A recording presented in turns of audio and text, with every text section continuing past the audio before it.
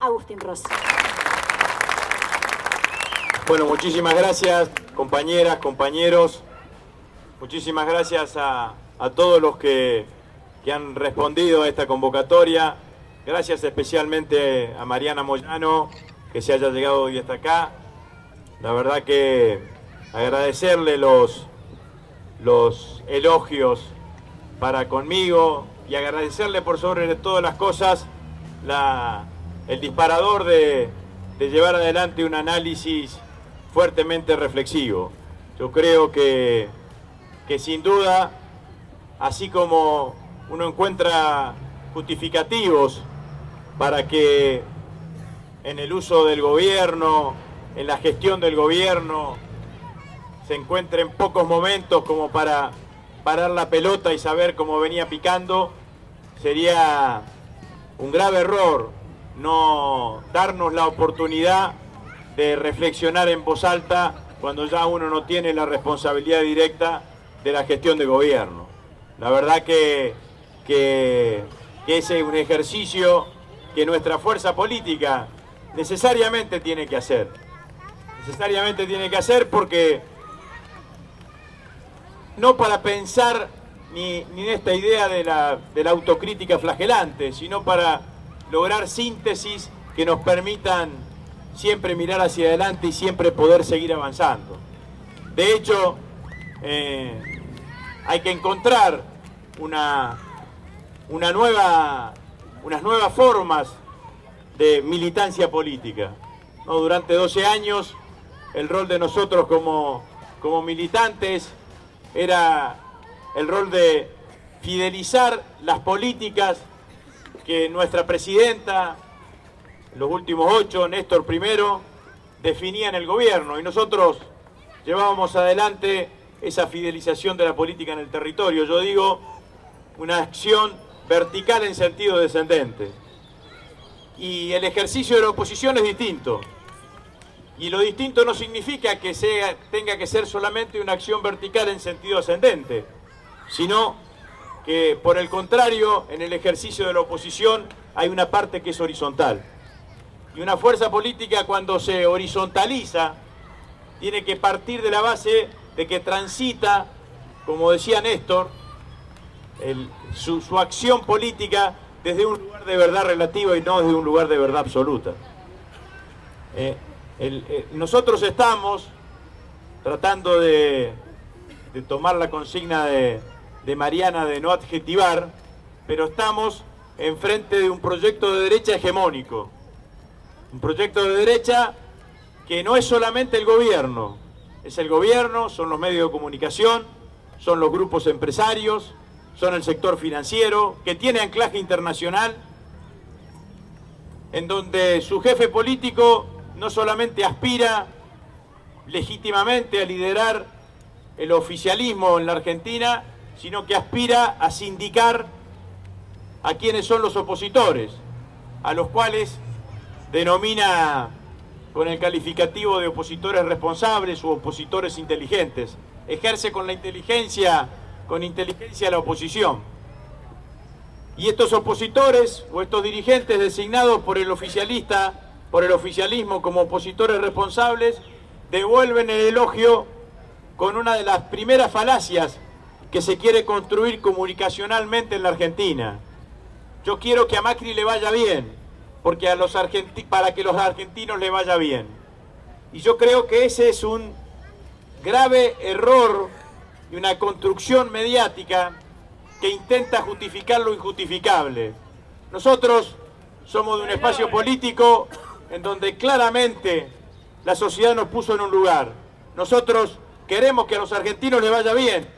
Eso debe ser la premisa nuestra como espacio político, porque lo que puede suceder en la Argentina, como está sucediendo en estos momentos, es que al gobierno le vaya bien, pero a muchos argentinos le vaya mal. Entonces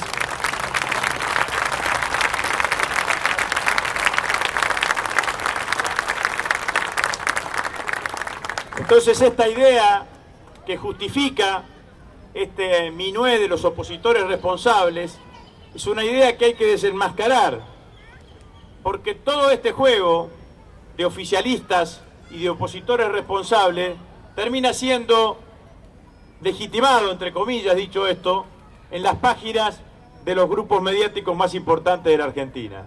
Oficialistas y opositores responsables reciben los elogios ambos por igual, en el Clarín del domingo, en La Nación del domingo, con los columnistas de opinión más importantes de cada uno de esos diarios. Y empiezan a construir una Argentina virtual, que es la que expresan ellos. Es una Argentina virtual que expresa un deseo, el deseo de una democracia en donde la política no dispute poder. Yo creo que Macri va a avanzar en las privatizaciones. Ahora, ya concretó una privatización. Macri volvió a privatizar la política. Le entregó la política a las corporaciones. La política deja de ser la herramienta de transformación para ser la herramienta que legitima el poder de las corporaciones. Y las corporaciones devuelven ese favor protegiendo a los dirigentes legitimantes. Esta es la Argentina virtual, la Argentina de la democracia, de una democracia de baja intensidad, la Argentina en donde la política se discuta en un set de televisión y los argentinos miren esa discusión de la política desde el living de su casa. Es una Argentina que no quiere movilizaciones, que no quiere marchas, que no quiere debates públicos. Por eso el valor básico, intrínsecamente decisivo de este tipo de plazas. Este tipo de plazas son mucho más que una plaza de la Resistencia. Es una plaza que expresa la voluntad de vivir en una sociedad distinta, la voluntad de vivir en una democracia distinta. Es una plaza que expresa sensaciones, momentos y definiciones también hacia dónde quieren ir. Esta plaza, junto con otras acciones, son parte de la Argentina real. La Argentina que no se expresa en esos grupos mediáticos. La Argentina que está fuera o que queda fuera de los opositores responsables y de los oficialistas. Es la plaza que termina expresando o que tiene que intentar expresar lo que pasa en la Argentina real. Y en la Argentina real empiezan a pasar cosas, independientemente de cualquier otro análisis. La Argentina real reaparecen en la Argentina real sentimientos o sensaciones que creíamos perdidas. Y la sensación más importante que empieza a aparecer en la Argentina real es aquella sensación ligada al trabajo y a los puestos de trabajo. Compañeras, compañeros, es incesante la pérdida de puestos de trabajo. Algunos nos enteramos porque son pérdidas de trabajo masiva, pero es incesante la pérdida de puestos de trabajo en la Argentina por goteo. En 2 meses de gobierno.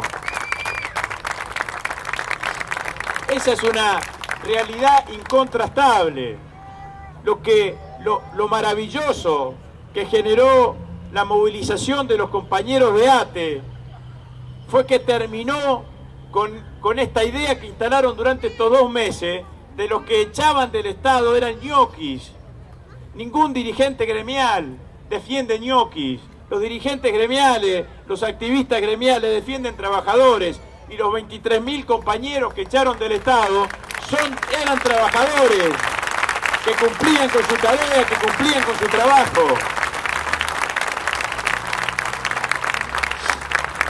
Pero ellos intentaron construir ese discurso que yo lo englobo en una frase, ¿no? Los militantes son ñoquis que engrosan por grasa al Estado.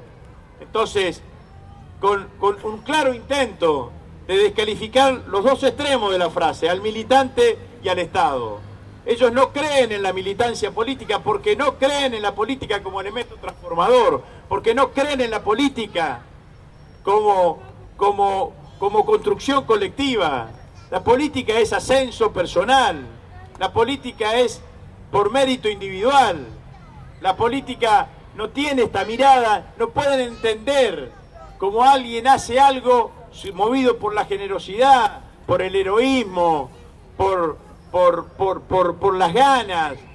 No pueden entender que alguien salga a militar quitándole tiempo a su trabajo, quitándole tiempo a su esparcimiento, quitándole tiempo a su familia. Nosotros somos unos privilegiados, lo digo yo fui 7 años y medio presidente de bloque, 2 años y medio ministro de Defensa, fui concejal de la ciudad de Rosario. Para que yo haya podido ocupar esos lugares, hay cientos de miles de militantes anónimos que tienen nuestro movimiento y nuestro espacio político a lo largo y ancho de la Argentina, que pudieron construir esta historia con voluntad, con generosidad y con heroísmo. No lo pueden entender, no lo pueden entender.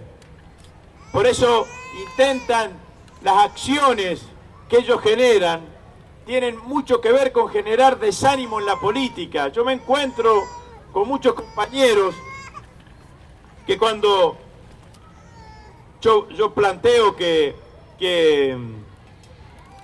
bueno, voy a dar una mirada de lo que yo creo que fueron estos 12 años y donde creo que tuvimos alguna cosa que ajustar. Yo creo que el momento más rico en transformaciones políticas, sociales e institucionales de nuestro espacio político fue entre el 2008, después de la 125, y el 2012 con la recuperación de YPF. Digo arbitrariamente, poniendo 2 hechos importantes.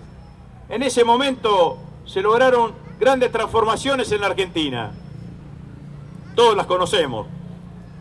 YPF, modificación de la Carta Orgánica del Banco Central, ley de medios, matrimonio igualitario, nacionalización de las FJP, aerolíneas argentinas, movilidad jubilatoria, asignación universal por hijo y demás. Todas esas decisiones nos representaban fuertemente desde el punto de vista ideológico.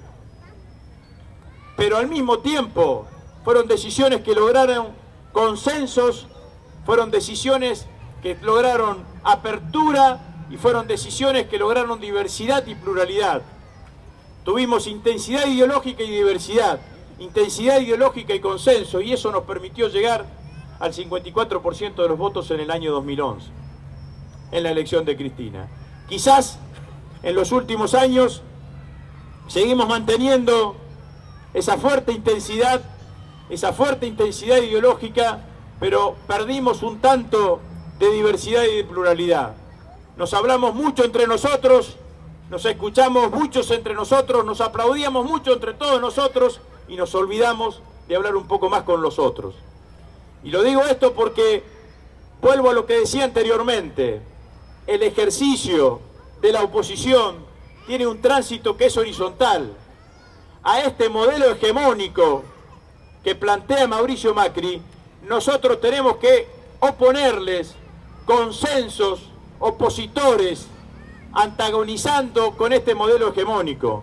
Si creemos que el ejercicio de la oposición es una continuidad de la campaña entre Cambiemos y el Frente para la Victoria, nos vamos a equivocar. A la hegemonía hay que ponerle consenso opositor. El rol del Frente para la Victoria debe ser fundamentalmente el de ser el gran facilitador de esos consensos opositores, de esos consensos opositores que van a surgir en el seno del pueblo. Surgirá una síntesis que nosotros como espacio político tenemos que ser capaces de representar. Pero ese ejercicio de transitar el camino de la oposición con nuestra verdad relativa y de encontrar en ese escenario el encuentro de síntesis nos va a permitir ciertamente construir una contrahegemonía cultural y política para disputarle al proyecto hegemónico de la derecha más importante de los últimos 50 años en Argentina.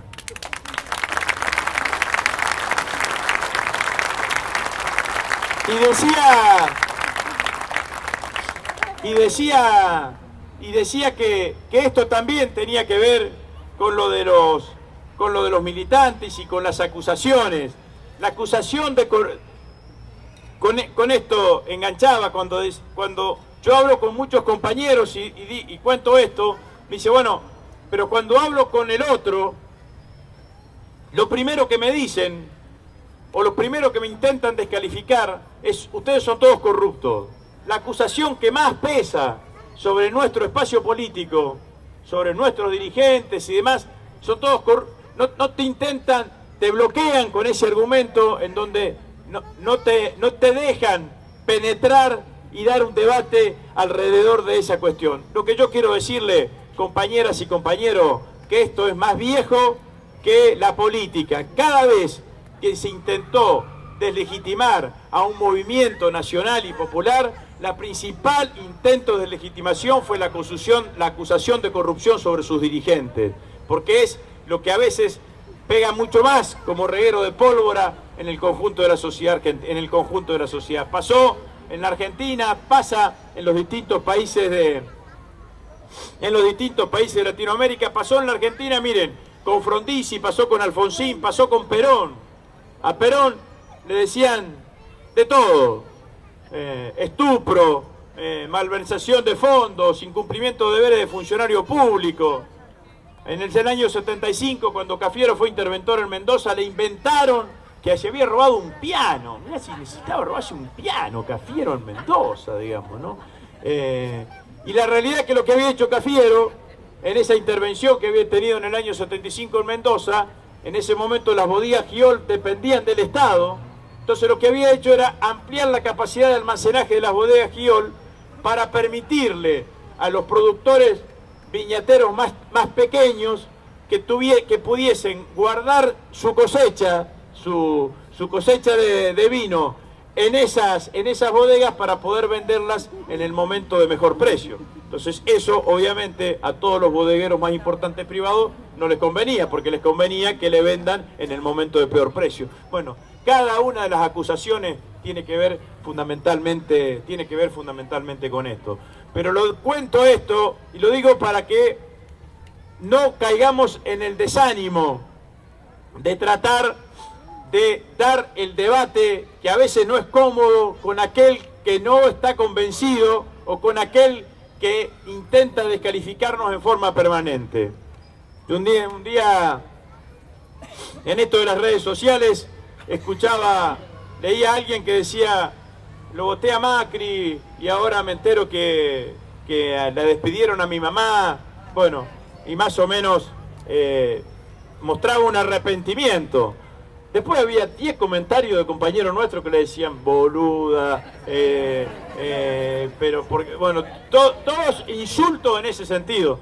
La verdad es que si seguimos así no vamos a volver a construir nunca una mayoría, digamos, ¿no? Entonces, porque el que se equivoca, el que admite que cometió un error, nosotros tenemos que tratar de sumarlo para nuestra causa. De esto se trata la política. Miren, la transversalidad, cuando la diseñaron Néstor y Cristina, no fue una suma de dirigentes, fue un concepto político. Fue la idea que nosotros éramos un espacio político, que teníamos una clara definición ideológica, que sabíamos claramente lo que pensábamos, pero que éramos capaces de acompañar, de permitir que otros, que no necesariamente pensaban en un 100% como nosotros, podían compartir nuestra acción de gobierno y podían compartir nuestra gestión. Y esa fórmula Cristina Cobos, que sacó el 46% de los votos, en esa fórmula, esos gobernadores radicales que nos apoyaron seguramente deben haber aportado el 3 o 4% de los votos como para llegar al 46% de los votos. Pero no solamente pasó eso. En esa elección, acuérdense ustedes, Labaña había sido el tercero, había competido contra Cristina en la elección presidencial. Había salido tercero. En enero del año 2008, Néstor Kirchner lo convocó para reorganizar en conjunto el Partido Justicialista. No solamente teníamos un vicepresidente que era un aliado, sino que convocábamos a quien había salido tercero en la elección para ampliar las fronteras de nuestro espacio político. Siempre un espacio político tiene que mirar hacia afuera, no tiene que mirar hacia adentro. Es más, cuando el espacio político mira mucho hacia adentro, en general se generan situaciones que no son de las más convenientes porque se cae en un internismo. Un espacio político siempre tiene que tener la idea de ampliar sus fronteras, de abrir sus manos de manera tal de poder seguir siempre generando mayores niveles de consenso. Quiero decir 2 o 3 cosas más como para finalizar. La persecución política, judicial, con nuestra presidenta merece el repudio absoluto de todos nosotros en cada uno de los lugares.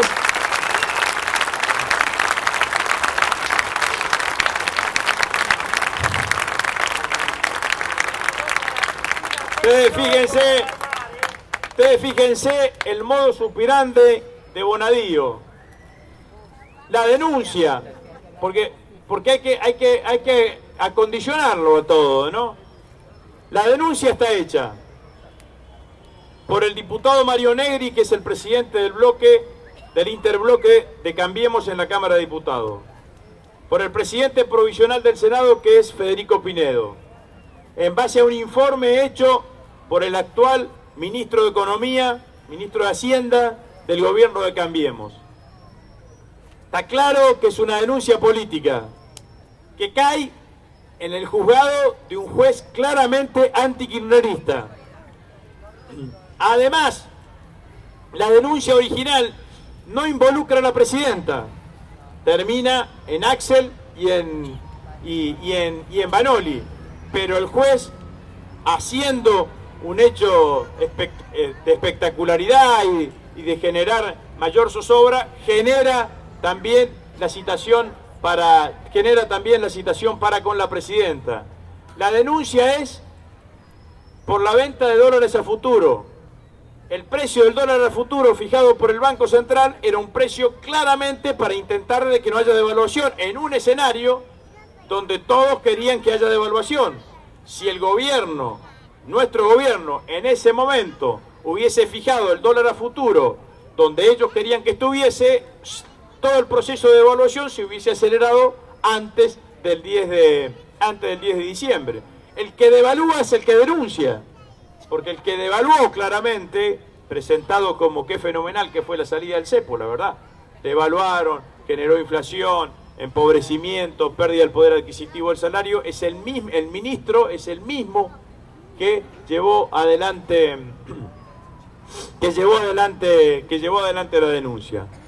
Bonadío, porque ahora lo que van a intentar hacer desde el macrismo es decir que Bonadío es Bonadío, digamos, ¿no? Como si fuese que anda dando vueltas solo. Digamos, Bonadío es el juez que mayor cantidad de denuncias tiene en el Consejo de la Magistratura. No prosperan esas denuncias porque los defienden los consejeros que dependen del gobierno nacional y que son aliados del macrismo. Entonces está claro que es una operación política con uno de los principales arietes judiciales que tiene el partido judicial en el gobierno y que nosotros debemos oponernos con claridad y con contundencia a lo que está sucediendo de esta manera. Y lo otro, quiero volver a insistir sobre lo que decía al principio de la pérdida de puestos de trabajo. Recién decían los compañeros, lo decía el Edu también, el cierre de lo que era la ex Surfacit en Fray Luis Beltrán. Son 400 compañeros que pierden su puesto de trabajo. La noticia de la semana pasada del paro de Asindar, la principal siderúrgica de la Argentina, de parar sus plantas durante 10 días, es una señal horrible. No sucedía esto desde la década del 90, independientemente que hasta ahora no hay ningún efecto de despido, ni mucho menos. General Motors ha tenido cientos de retiros voluntarios que están acelerándose. El secretario general de la UOM, Antonio Caló, estos días en un reportaje habló de que en los próximos meses él calculaba que entre 5.000 y 10.000 trabajadores metalúrgicos iban a perder su trabajo. El origen de la pérdida del trabajo es fundamentalmente el ingreso indiscriminado en la apertura de importaciones, en donde empresas metalúrgicas, sobre todo pequeñas y medianas, que fabricaban determinados productos en la Argentina, empiezan a perder mercado por la apertura de las importaciones. Lo mismo está sucediendo con la industria del mueble, lo mismo está sucediendo con la industria textil. En Rosario hay 198 talleres textiles declarados en el año pasado. Entonces la situación del trabajo es una situación complicada en el escenario de la Argentina de hoy. Yo me acuerdo cuando gobernábamos nosotros, una vez Néstor Kirchner me dijo: cuando uno gobierna, elige con qué tensión no convivir y con qué tensiones convivir. Porque nos acusaban del tema de la inflación y demás, y que había que enfriar la economía. Y lo recuerdo claramente, me dijo: yo elegí no convivir con la tensión de la desocupación, porque la desocupación orada socialmente a una sociedad.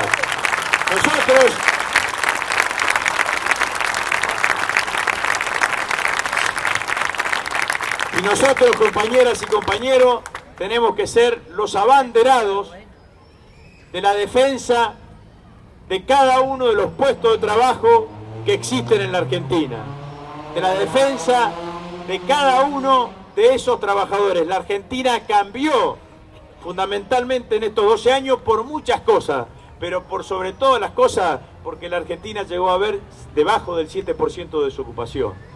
Llegamos a escenarios de ocupación plena. Y eso fue consumo y mercado interno. Si hay disminución del consumo, que se da con la pérdida del poder adquisitivo del salario, si hay achicamiento del mercado interno, porque justamente se consume menos, lamentablemente el escenario desde el punto de vista laboral va a ser un escenario complicado. Nosotros como fuerza política tenemos que estar al lado de cada uno de esos compañeros, de esos trabajadores. Y lo dije en una de las plazas de las primeras que hicimos acá, que también tiene que ver cómo nos paramos nosotros, ¿no?, en este escenario. Cuando empiecen la pérdida de poder adquisitivo, la pérdida de puestos de trabajo y tengan que despedir, no le van a preguntar si votaron a Macri o votaron a Scioli. Nosotros tampoco le vamos a preguntar cuando salgamos a defenderlo. Vamos a defender el derecho de poder trabajar dignamente en nuestro país. Muchísimas gracias, compañeras y compañeros.